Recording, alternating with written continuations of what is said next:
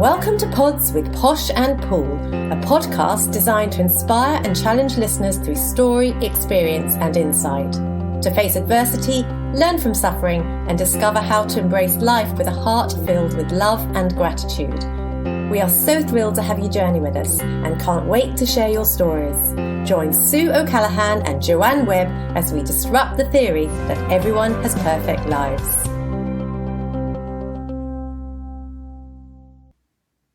Welcome to all our listeners, wherever you are and whatever stage of life you're at.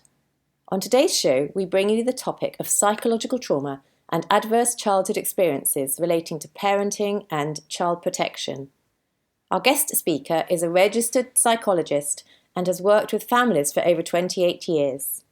With a wealth of experience in adoption, parent education and institutional care, she is the founder and principal psychologist of the Australian Parenting Centre.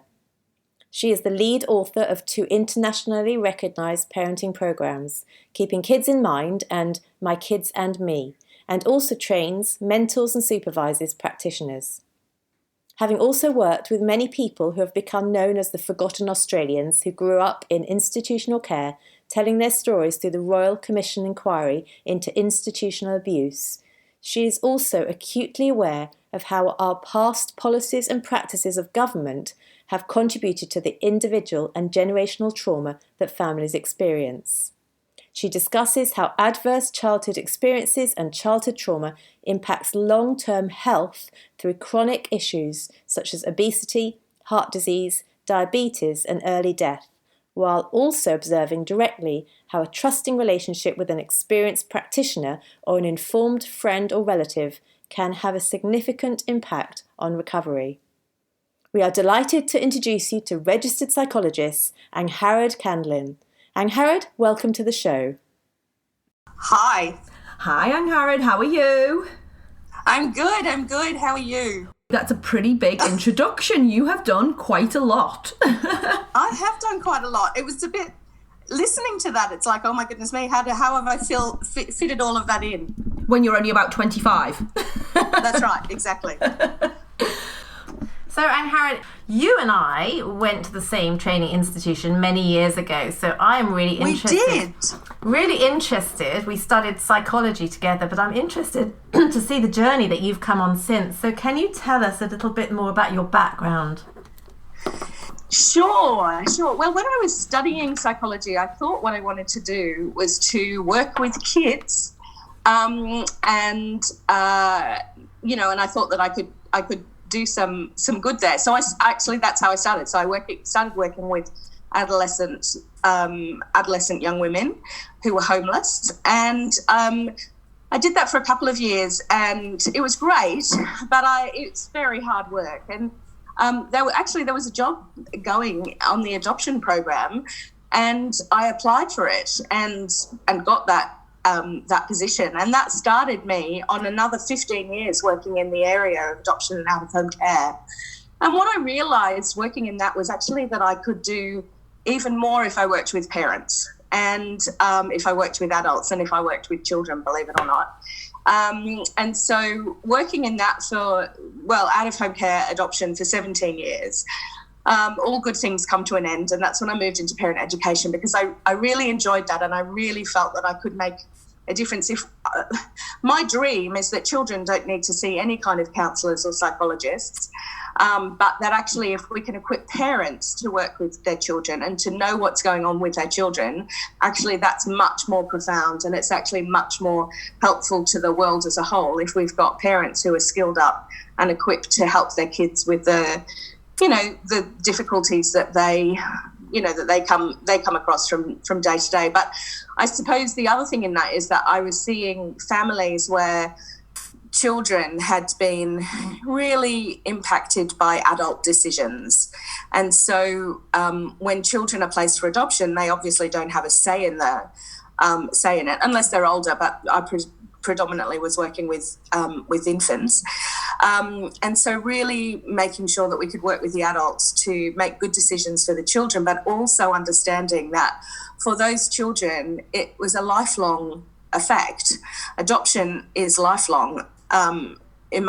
Physically it is, because you move, it's a decision that's made for the duration of a person's life. But emotionally and psychologically, there's a really complex input that happens around changing a person's identity. And so that was probably really sort of started me thinking about it, but also thinking about the trauma that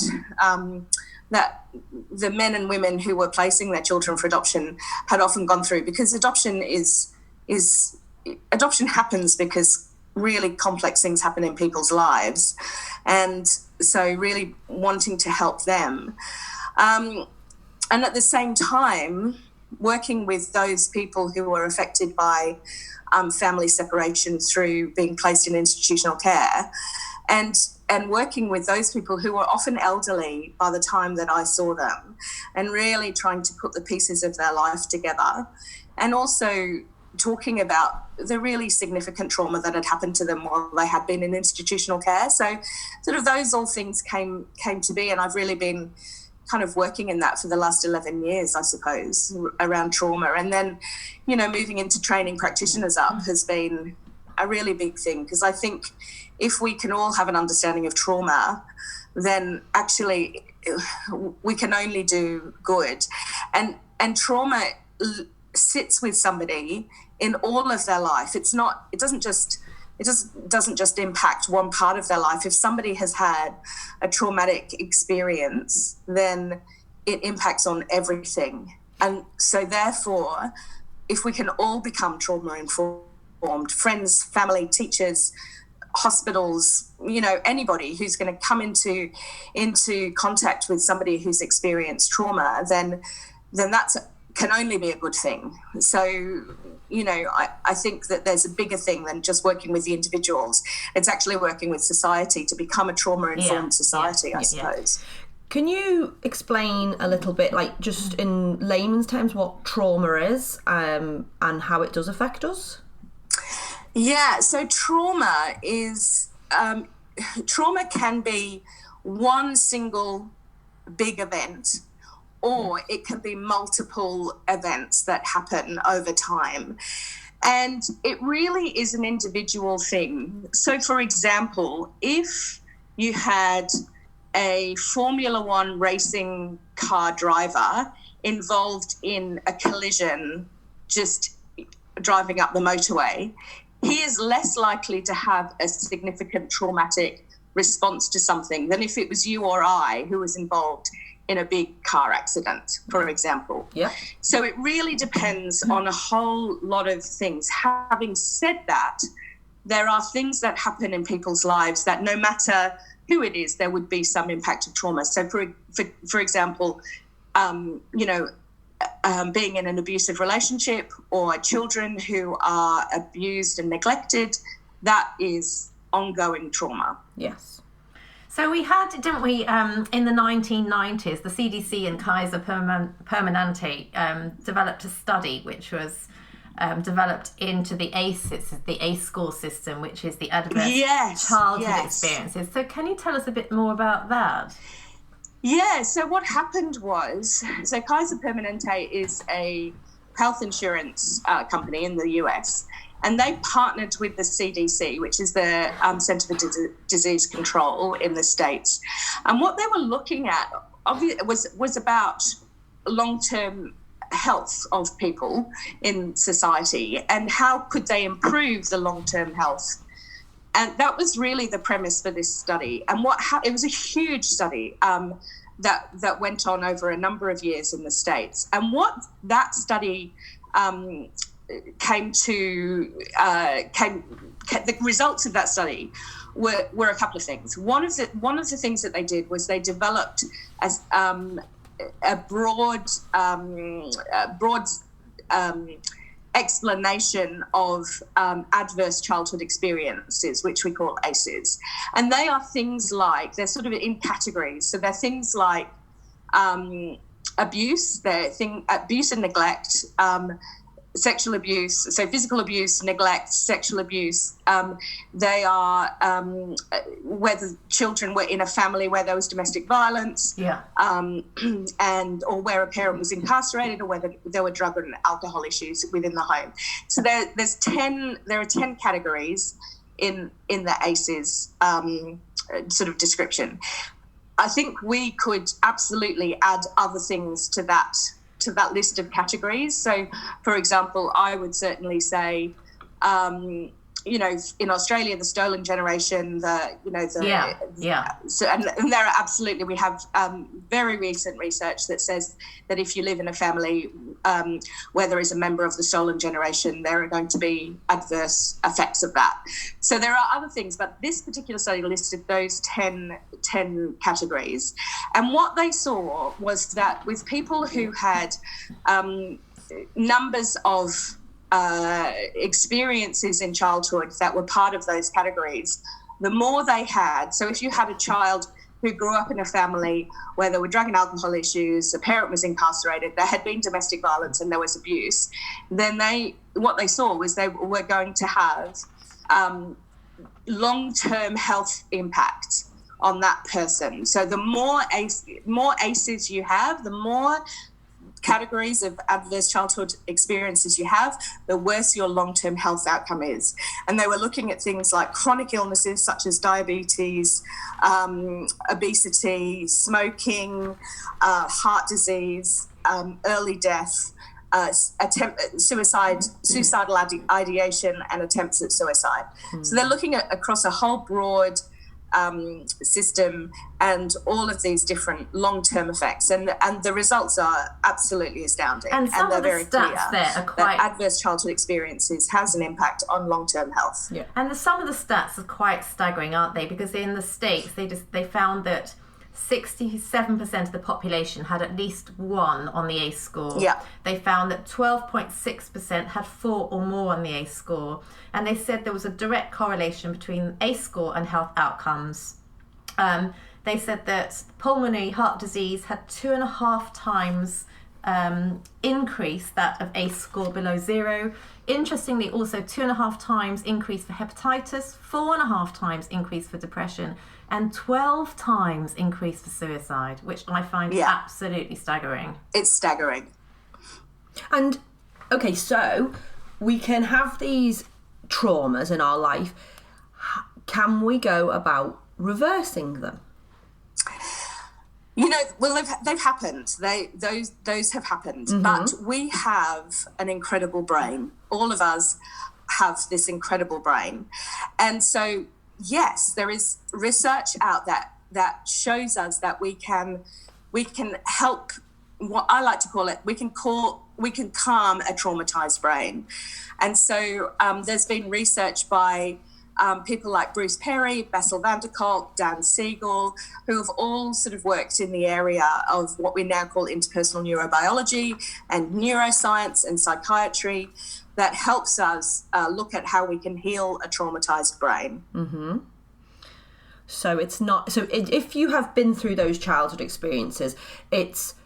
statistics would be against you in a way, wouldn't they? You are more likely to be this, you're more likely to be... But we don't all have to be a statistic, do we? We can do... No, that's right. Yeah. But what we have to understand is... So we all need to understand some basic neuroscience. And the basic neuroscience is that the brain... We essentially have 4 parts to our brain, and we have the bottom part of our brain is the survival part of our brain. We have the motor center of our brain, so the movement center. We have the emotion center, and we have the cortex and the prefrontal cortex. So those are the four very clear brains that we have. Yes. And what we need to know is that we need to heal the brain from the bottom up. So we have to address security and safety first before we can address everything else. What we also know is that a traumatized brain displays behavior that can often be misdiagnosed as something else. Like ADHD. So, for example, one of the most obvious things particularly for schools and educators to know is that if a child has experienced trauma, then they are going to display behaviours that look a little bit like ADHD, and often they can be misdiagnosed with ADHD because the behaviours are similar, but the fundamental cause of the behaviour is completely different. Mm-hmm. So whilst medication might assist ADHD, it won't assist trauma. Yeah. So we have to understand that, and we have to really be clear about what we're looking at. And often I will talk to parents, and they will talk about the child being diagnosed with ADHD, and when you scratch the surface, you realise actually that there has been a lot of trauma. Yes. Do you think we're looking at behaviour management in schools as opposed to actually addressing the cause, which is trauma?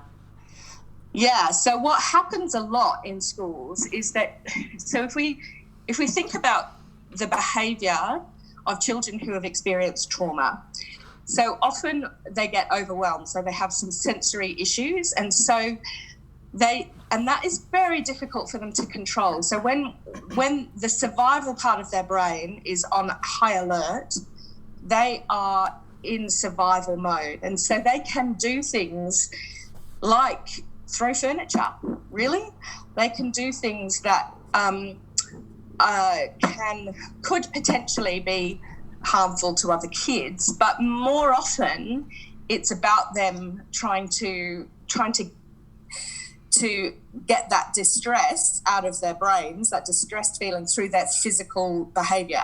And if we don't understand that child's got trauma, then what will happen is that child will get disciplined for that behaviour. They'll probably be suspended, and they will be sent home, but nobody will actually address their brain and help calm their brain. And it's actually fairly straightforward to calm a distressed brain, particularly if teachers are alert for it and can catch it early.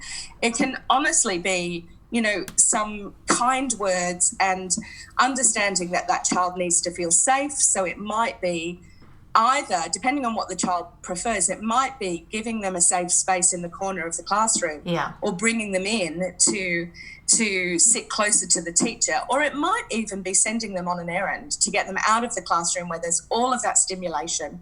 The lights are on, there's talking, there's so much beautiful artwork and things like that are hung up around the room, but actually that leads to a very busy space. Mm-hmm. And for children who've experienced trauma, that can be very overwhelming. The other thing about children who've experienced trauma is that in the trauma, they experienced a lack of control. Something was done to them. And so if those children are feeling very unsafe, then they will try and maintain some kind of control. Yeah. And so they will want to control their environment, or they'll want to be the first in the queue, or they'll want to do all sorts of things. And if the teachers don't understand that it's coming from a trauma space, what they'll say is that, this child's difficult. So kids who have trauma are often labelled as the difficult kids, or the naughty kids, or the disruptive kids, or whatever. But actually it's trauma. And if we can calm that survival part of their brain, often that they'll be able to sort of maintain, just usual classroom activity. If we don't see what it is, or we go into thinking about it just in terms of a behaviour management plan. And so if we're talking behaviour management, what we're actually asking our children to do is to think logically about their behaviour, or logically about what they're doing. And so what we're looking at is increased education in schools, isn't it? We would love our teachers to be more aware that a manifestation of exaggerated behaviour or difficult behaviour in a child with ADHD, diagnosed ADHD, could actually be PTSD. It could be post-traumatic stress disorder. So what we're looking at is that we want increased awareness in schools. We want educational establishments. We want teachers to be educated on trauma, what it looks like, how to recognise signs and symptoms, and that a child that maybe is being diagnosed with ADHD, who's manifesting aggressive behaviour in a classroom, might have been triggered into PTSD. And therefore what that child needs at that moment is not discipline, it's not a punishment, it's not to be labelled as the disruptive child, but to be withdrawn from class, to be in a healing environment, to be nurtured, to be understood and to be heard, which is the very thing they didn't get when they were triggered into trauma in the first place. So 100%. How do you feel we are dealing with teacher training institutions? Obviously, it's got to start at grassroots. It's about understanding, it's having a core perspective on trauma, how to recognise it, and to have a perspective that all ADHD is not necessarily a manifestation of difficult behaviour. Absolutely. We need to start right at teacher training, and we're not doing it. As far as I can tell, there may be institutions out there who are doing it, but all of the teachers that I know, and I know many of them, and all of the training institutions that I know are not teaching trauma-informed practice for teachers. And I think that's a huge issue. It's a huge downfall, and we are doing our children a disservice. And you know, when we think about the numbers of kids who are displaced in the world because of, you know, what is happening in their countries of origin and their refugees, those children have experienced considerable trauma, and we all need to be prepared to help families deal with that. So we've got traumatized children, we've got traumatized adults, and we've got a system that doesn't support them. So go on. Sorry, I was going to say, and it's the same in the medical profession as well. So we see children who are in hospital or in emergency because they've had an accident or whatever, and nurses are not trained how to manage that trauma, or doctors how to manage that trauma either. Can you just say a little bit more about, I know you've got a lot of experience in the foster care and adoption agency work, and you're in Australia, we're in New Zealand, and we have a lot of media exposure at the moment about the child removals at birth, taking babies from mothers at birth. I've seen some of that. Mainly from the Maori Pacific Islanders, and they're making a comparison between what's happening in New Zealand is not dissimilar to the stolen generations of children in Australia that you've already mentioned. Yeah. So what would you say, what would be a message to government who are looking at how to change the foster care system, the adoption system, the social work system, child protection? What is the message to child protection? Because we're looking at horrific stats, aren't we, as to the number of children that end up incarcerated, drug, alcohol addiction and so on, the long-term costs to even the economy because of children in state care. We're looking at keeping children out of care. How do you see this very difficult situation with child protection? Well, you know, it's a huge question, but I actually think we really need to think about this very differently. So we need to understand that removing children into out-of-home care is actually not relieving them of the trauma. What it's doing is adding to the trauma. Yeah. And so and the removal of infants at birth is staggering to me. I think the removal of infants at birth is staggering. We do not understand the lifelong implications that removal of an infant from their mother at birth is going to have. What we're doing is traumatizing infants. What we need to be doing is making sure mothers and babies are together. They're seen as a unit together. You cannot remove an infant from their mother. There's a beautiful quote by Donald Winnicott, who has done a lot of work in this area, and he said there is no such thing as a baby. There is only a baby and. So a baby and a mother. Yeah. We haven't got babies in isolation. So when we remove an infant at birth, when we remove a child full stop, we are causing trauma.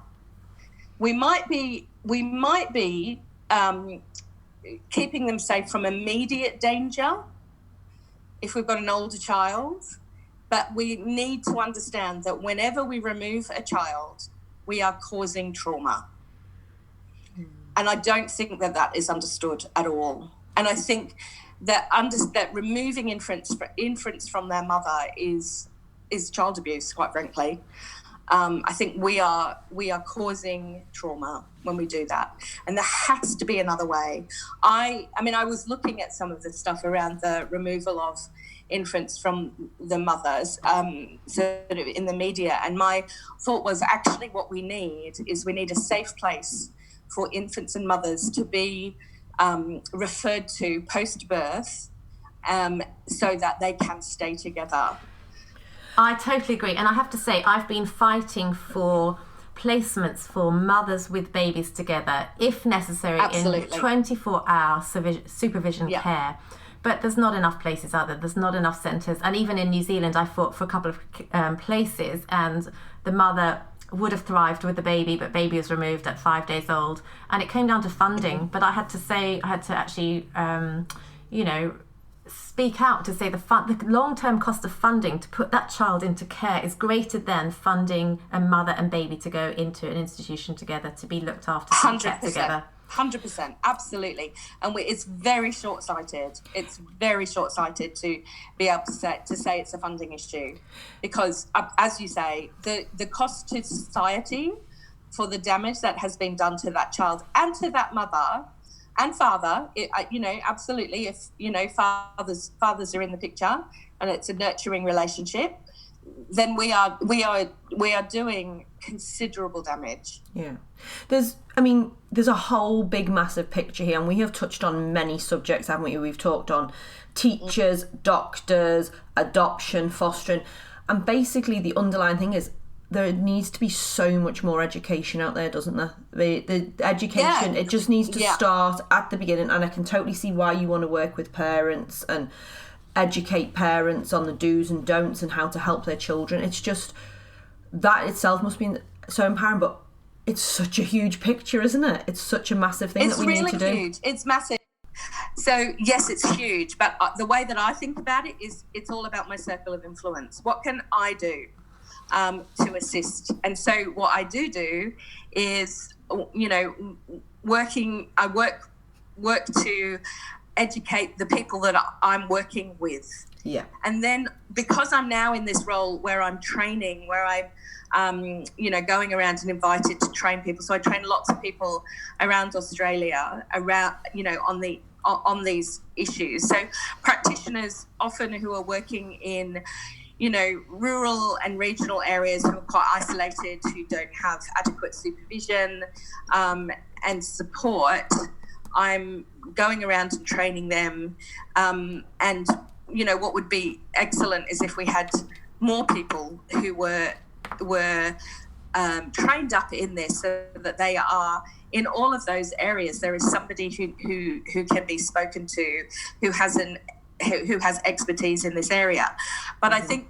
I think on a really fundamental level, what governments need to do is actually start listening very intently to practitioners. Yeah. And I don't think practitioners are listened to as well as they, and are respected as well as they should be. Practitioners who have an incredible amount of experience in this area are not necessarily being listened to. Mm-hmm. And I think that's a problem. And we know that you have developed a couple of really exciting parenting programs, one of which is called Keeping Kids in Mind, and another one is called My Kids and Me. Can you explain a bit more about those programs?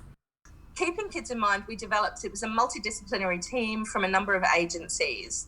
And we came together because in the post-separation place, there was not really a program available that addressed the emotional issues that were happening. There was a lot of education, but very much where we come from is the heart place. We need to see heart changes. And so we developed Keeping Kids in Mind. It has all of the research around the long-term implications of chronic conflict on children. But we have developed it with a lot of creative tools and using metaphor and storytelling to help parents understand the damage that can be done to children when parents are engaged in chronic conflict. And again, we all completely understand why it's there. There is absolutely no judgment at all, because separation is incredibly difficult. But we are 100% focused on the children and on the impacts of the children. And so we're working with parents over 5 weeks, 5 2.5-hour sessions, to really see the damage that's being done to their children, and it's an invitation really for them to change what they're doing, and for us to support them in changing that. And the results of the evaluations of it have been incredible, and we've seen really significant change, which has been great. So My Kids and Me, which is our second parenting program, that was developed a little bit about a year after Keeping Kids in Mind. And what was happening with My Kids and Me was that we were having lots of referrals from parents whose children had been removed, but there was nowhere for them to go, because in New South Wales at that time, once a child was removed, there were no agencies funded to work with that parent, which we thought was madness, really, because what we were seeing was that, the removal of a child is devastating, and there's no support that's put into a parent, and so we were seeing them having another child, that child was removed, and another child, and that child was removed, and on and on and on. And so for us, My Kids and Me has a couple of different roles, and the first one is that it's around prevention. It's around working with parents to help them understand what is happening for their children to be removed, and maybe what do they need to do differently. But then secondly, we're working with those parents whose children have already been removed to help build relationships with those children, to be able to manage contact easier, and to build better relationships with caseworkers, foster carers, etc. And so we're working with parents who have really multiple and complex needs, and who are often in very difficult situations, often generational trauma, and intergenerational abuse, intergenerational removal of children, all of those kinds of things. And so we developed this program because we are a parenting education program, and we really passionately believe in the power of groups. And so we were working with those parents to try and create change. Now, I have to say, when we were writing it, we didn't see it as being a life-changing thing for these parents, because of all of the complexities. But actually, the evaluation results were phenomenal, and we were all surprised, including the researchers. And what we realised is actually treating somebody with dignity and respect, and supporting them and walking with them in a completely non-judgmental way, where trust is developed and we can have the hard conversations, really significant changes were happening. Wow. And whilst that's great, what worried me is that we were seeing these results, or it continues to worry me, is we're seeing these results after a 7-week program. Why is somebody else not doing this? Yeah. Why are we cutting funding to parents once the children have been removed, and we're not giving them the opportunity? So clearly something is going wrong in the support for these parents. Yeah. That's a question. The biggest amount of work. That's a question I wanted to ask you, that, we'll have many parents listening to this recording. Some of those parents will have experienced their children going to foster care. Some of those parents will have lost their children to the adoption system. Other parents are struggling at home with trauma. What advice would you give to those parents? Could you give a couple of pieces of advice? And if they're listening to you and saying support and compassion and love and care is what's needed, how can they seek that if they are in a situation they don't know where to go? What advice would you give? Look, it's hard because parents will be listening to this who are in lots of different systems. But I would say find a professional that they can trust. And it's very difficult. That is a very difficult ask, because I can completely understand why there is little trust given that children have been removed. But really, it's being able to find a professional who they can trust, who will walk with them, and to be open with them about what the situation is, and open to their input. And open to maybe have those hard conversations about what maybe they need to do differently. And the thing, the fundamental aim of both Keeping Kids in Mind and My Kids and Me is to increase parental reflective functioning, which is the ability to stand in the shoes of their children and to understand what it's like for their children. Yeah. And so if parents are able to do that with a trusted professional, then I think that they would be on the way to improving the situation. Yeah. And would you say, I mean, I completely agree with you, when you've lost trust in the system, in the institutions, which can exacerbate the abuse itself of trauma, can't it? Yeah. You know, and I know. To persist in seeking that support, whether it be therapy, counselling, parenting centres. And would you say it's important then to ask those questions? What is the experience of this person in trauma? That trauma understanding is critical to that programme. It is absolutely critical, but also understanding that there is a long time ago. This is My Kids and Me was a completely unfunded program, and we had to find donations to be able to help move it forward and to get it published and all those kinds of things. So I was talking at an event once, and there was a well-known personality who was there, and she asked the question, why would we be raising money to support these children, these parents who have abused their children?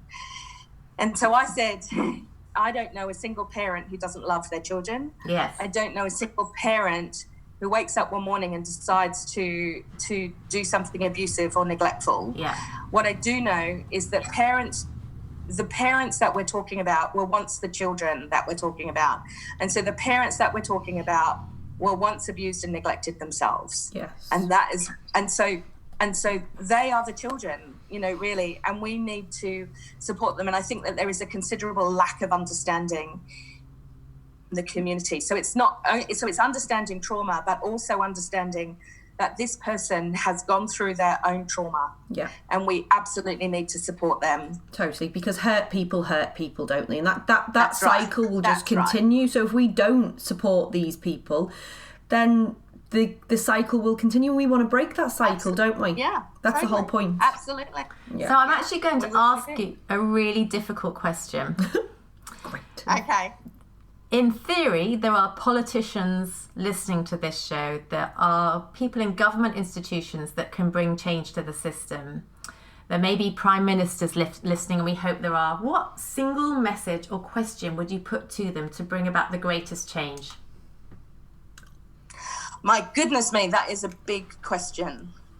First of all, I think what I would say is that we've heard all of the media here about your Prime Minister's wellbeing budget. So I think that is excellent. But we need to make sure that it's not lip service, that actually it really is. And just to bring clarity there, we're talking about the New Zealand Jacinda Ardern. The New Zealand, Jacinda Ardern. So, yeah. So I think the fundamental question, and I think the one that keeps us honest and keeps it true, is that if this were my child, is this okay? Yeah. And that's the question they need to ask themselves. If a family member of mine was in this situation and these are the decisions that were being made and these were the plans that were being made, is that okay? I love it. Because there can't be an us and them. No. This is a we. This is we together. It is only we together that will change the situation. Absolutely, because anything else is just naive and silly, isn't it? It's like we've got to all come together as a community to do it, and communities they make changes. That's how it works. Yeah.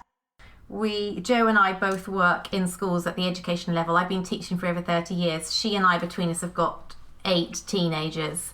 And we are no longer interested in putting plasters on as a consequence of the damage done to children. We're no longer interested in seeing the ambulance at the cliffside.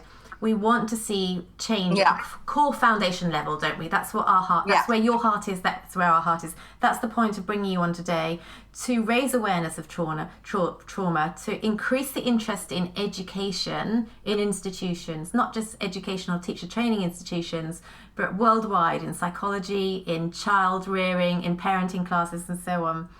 So your experience is tremendous. Where do you see yourself going? Do you see yourself remaining in parent education with? Oh, I think much more into training. So I have an amazing team who work with parents. but I'm in a position now where the training of other practitioners is absolutely essential. I would really like to see an opportunity to do some higher advocacy. So with government and with those funders and change makers to understand that we need to be teaching trauma everywhere. Yes. Really? Absolutely. We need to become a trauma-informed society. So what I would say to Jacinda Ardern is wellbeing budget, brilliant. The next budget, let's make it a trauma-informed budget. Yeah. And obviously people might want to check you out and get some more advice from you. So where can we find you? Well, actually, the easiest place to find me is on Facebook, actually, with the Australian Parenting Centre. So I'm going to leave with some staggering stats. Again, I quite like stats, as you can tell.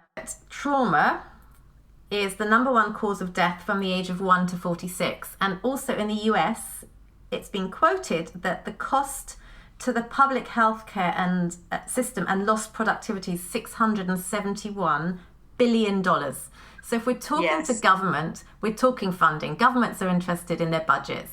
We're talking funding. If we're talking to the human population, then we're talking compassion, we're talking healing, we're talking change. We just want to honour you for the research that you've done, for the investment that you've made, for the work that you're doing with children and families. And I just think what we hear is so exciting. We want change to come. It takes people like you to instigate that change. But also the message is that we can all bring change, can't we? We absolutely can. We can do it in our neighbourhoods, in our families, in our neighbourhoods, in our schools.